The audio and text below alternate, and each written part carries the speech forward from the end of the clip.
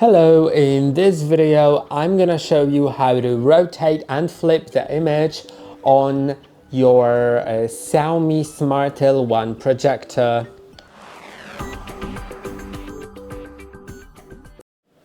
To do it, you'll need to click on the settings button on your remote. Then go to all settings, and now you can go to projector, go to projection types, and now you can select whether it's front or rear projection. Rear projection will be flipped, as you can see.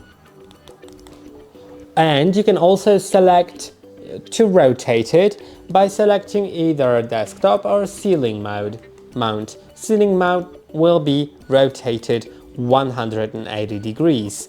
And I hope that this video was helpful. Don't forget to like and subscribe. See you in the next one.